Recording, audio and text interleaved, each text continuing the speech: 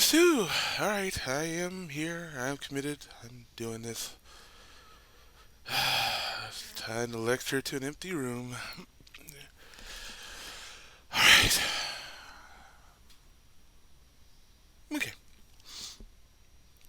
Hey everybody. My name is Emel Bonty, and welcome back to the Joy Game Creation Project Bumper. Official episode 2. We are continuing with our study into learning Unity in order to uh, learn just the basics of what it takes to just learn different skill types in order before I attempt to work on a original project of my own. So first, it looked like this lesson plan is perfect for my ideals because at the end, it encourages you to pretty much design your own project, and that's pretty much what I'm here for.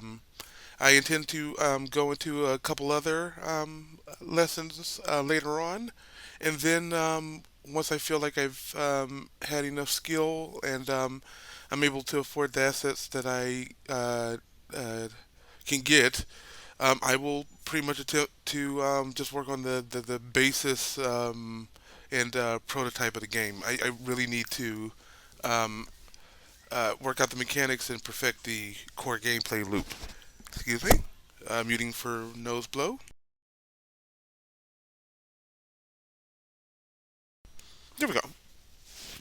And I need, in order to do that, I need to have some proficiency with C Sharp and Unity, and I intend to take this lesson plan, and if it leads to certification, then I will be certified in Unity, and I will continue to move forward until I'm able to garnish enough support.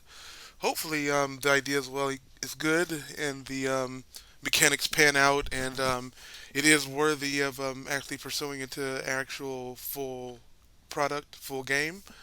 If that's the case, that'll be great. And but if not, this is perfect for practice for the actual game that we've been planning for the past couple of years.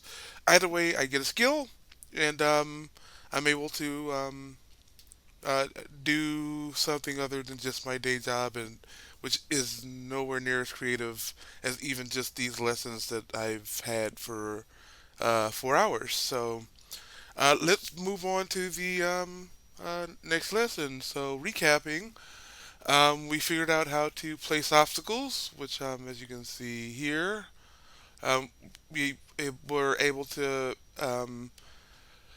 load the asset packs.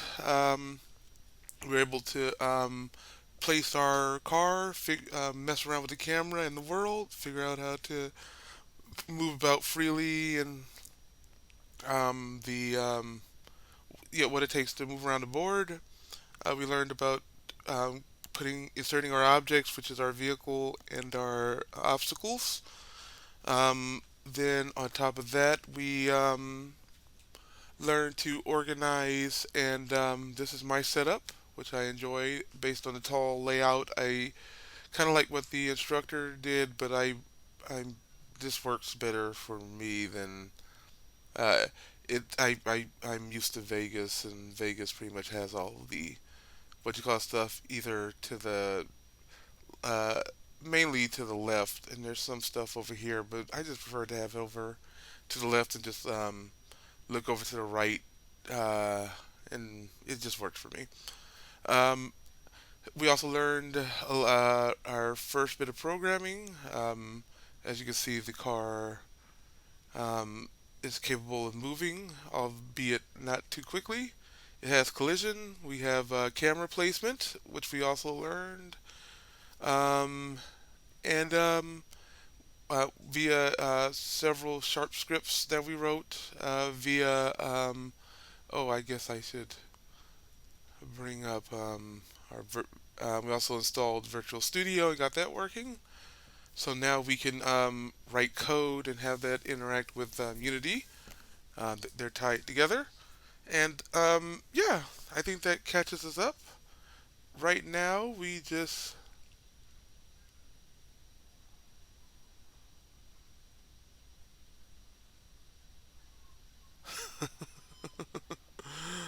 Right now, we're right now we just need to figure out how to place the camera better because as you can see, it's on the lower end of the wheels. We're not really able to have really any real control with the camera at this angle. So we have to fix that. Excuse me. Um, excuse me. Forgive me, a little phlegmy. Um, I remind myself to edit this out for the YouTube stuff. And okay, and yeah, we just want to give full directional control of the car, so we can control it with either our keyboard or controller, and yeah, make sure that the camera stays kind of locked where it is right now. And to do that, we go back to our lesson plan, which I will bring up here. Oop, oops. Yes, this is where we are left off. So we are going to continue and try to finish quite a bit of. We're going to try to finish all of Unit 1. That is our goal, and maybe get a little taste of Unit 2, maybe set things up. But for the next 4 hours, yeah, we're just going to try to finish this off. And we're starting with 1.3, which is add an offset to the camera position, which we need to move the camera's position above the vehicle so that the player can have a decent view of the game. And now let's watch and see how we do that. Here we go.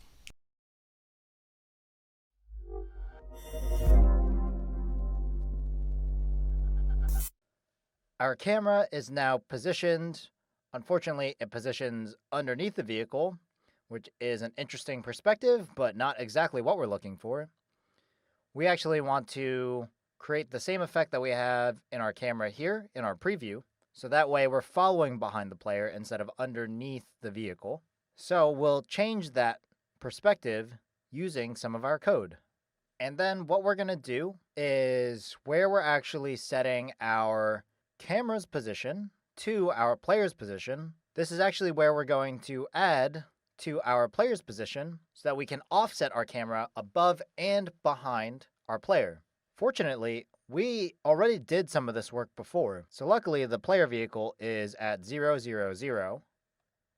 And then what we did with our camera is we actually put it at 5 on the Y and -7 on the Z, so it went up and then it went behind our player here.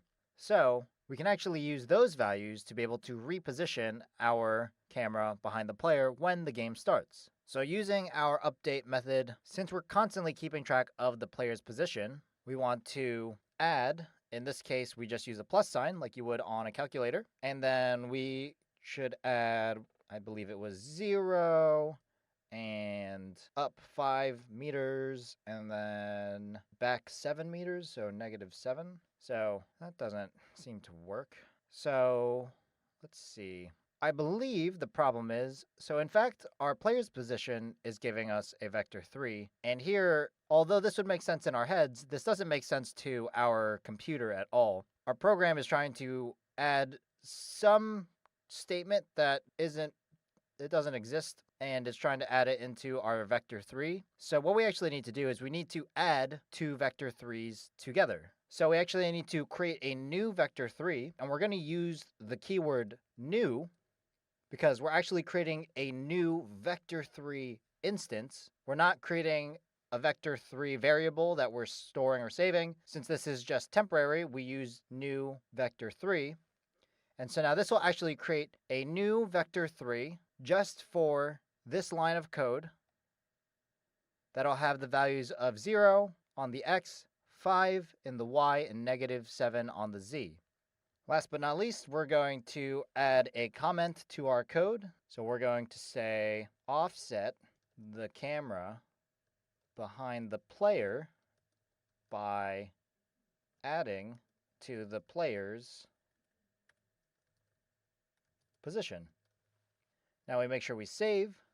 So now if we test our game, we should see that our camera is just following the vehicle. Awesome. So now we have a much better view of where we're driving and where we're going. So what you're going to do is in your camera's position, where you set it to be the player's position, you're just going to add a new vector 3 with the values of 0, 5, and -7. Now it's your turn.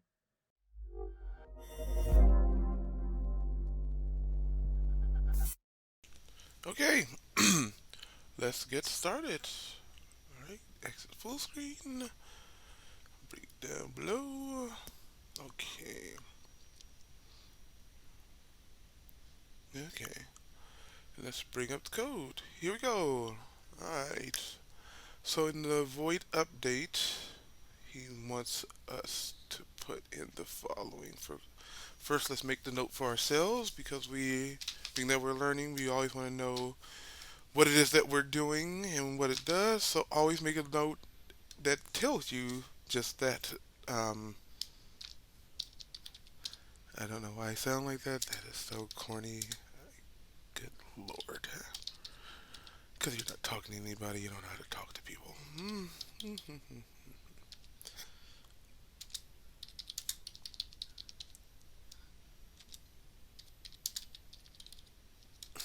Okay, adding to the player's position.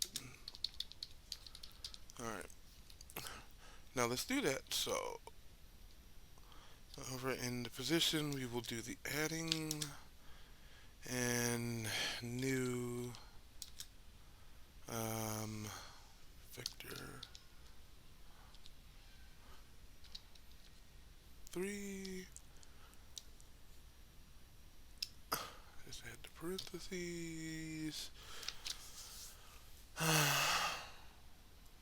Well, let's do it with, let's do it like that. 0 with an 5 and -7. There we go. Alright, save. We got the green go ahead, so it looks like we're good. Alright, let's go back to Unity, let it update.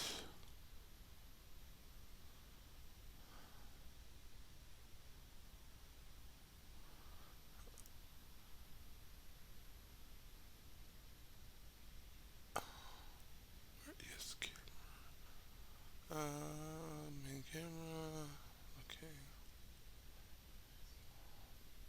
Okay. Close enough. And let's take a look.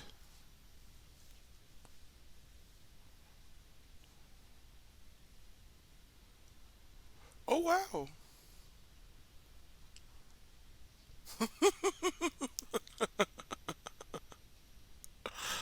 Oh wow! Just 4 hours later. Okay, and there we go. Let's save here as well. Okay. All right, let's move on. Let's mark this as accomplished because we have done it. Daddy needs his points. Okay. Okay. Um, make the offset into a vector 3 variable. We fixed the camera's position, but we may want to change it later. We need an easier way to access the offset. So I don't think I understand any of this, so let's see what we're dealing with.